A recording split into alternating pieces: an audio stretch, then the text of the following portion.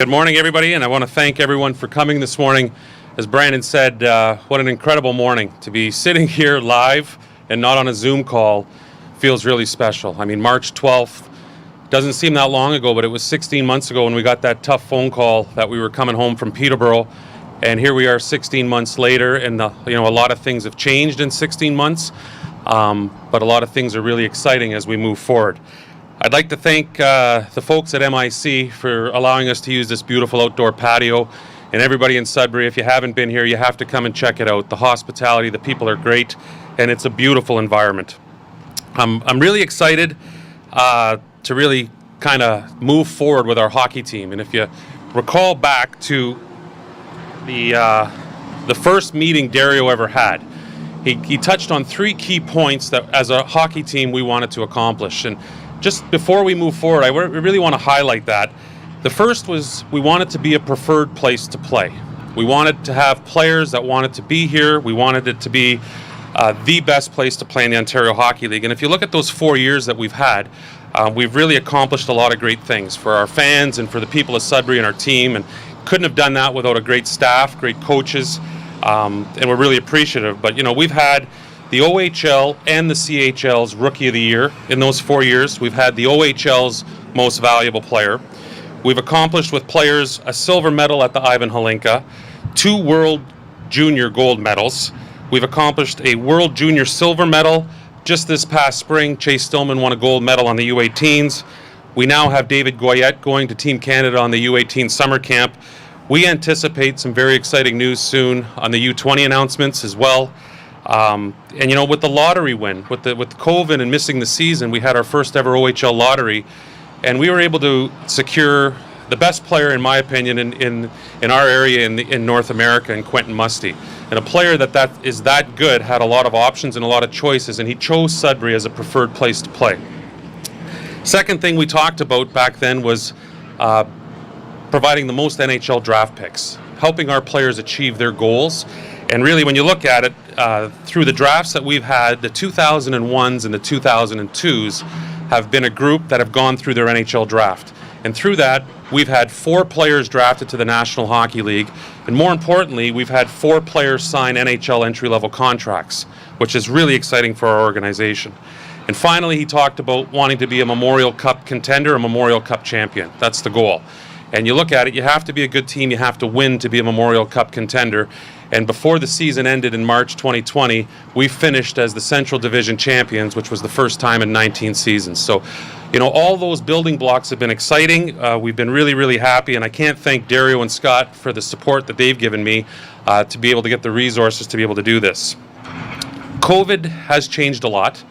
When I think back to that meeting on the 13th of March in our dressing room and the players and the faces that were in that meeting, I just want to take a quick second to acknowledge some of those guys publicly because they were part of that championship team and we never got to really say goodbye the right way. I want to thank David Levin, Macaulay Carson, Brad Chenier as a group of players from 1999. And I can't not stand here and also thank Shane Bolitka. Even though he was traded at the deadline, he was such a big part of the Sudbury Wolves, such a gentleman of character, and we really thank him for all the contributions he made to our city. In the 2000-born group, Owen Gilhula, Nolan Hutchison, Christian Purbu, Owen Robinson, Adam Samuelson, and Matej Pikar.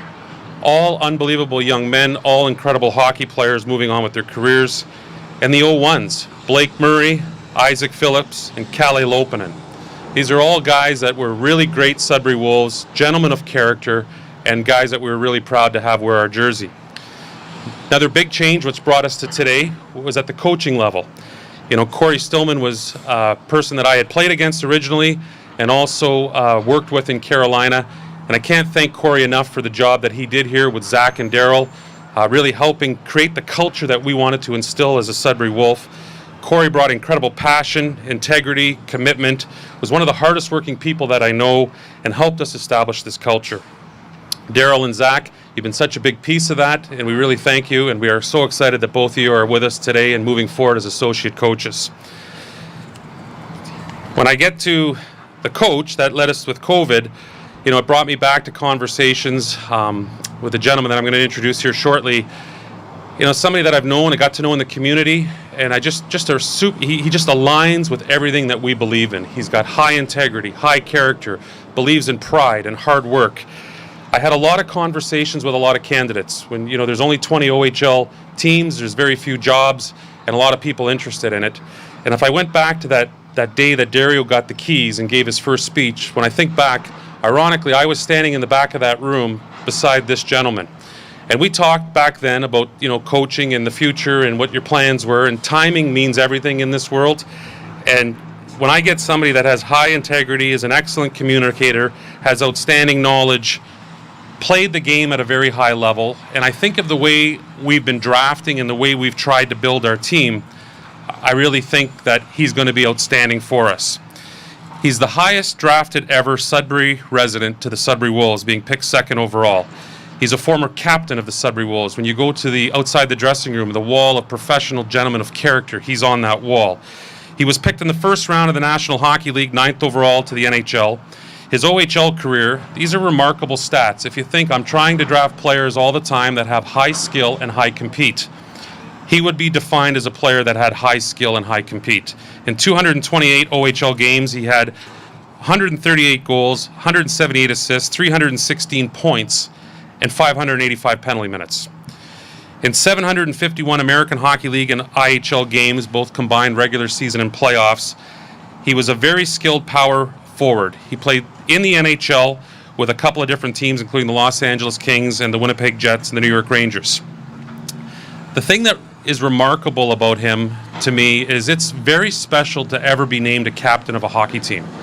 And if you think of the characteristics that come with a captain and the leadership that comes with a captain, every single team he ever played on, the Sudbury Wolves, the Cornwall Royals, every team in the American League and the International League, he was the captain of. And that's remarkable. It's hard enough to be named a captain at any time in your career in one team, never mind every single team you've played for. I really want to look at this gentleman as somebody that I'm very happy to introduce. And Jody, I see you in the back there, and I really appreciate you coming and your support. The family is so important, and thank you to you and Jamie and Jordan for the support that you give us and give him. Without any further ado, I'd like to introduce to you and welcome back to the Sudbury Wolves, Craig Duncanson.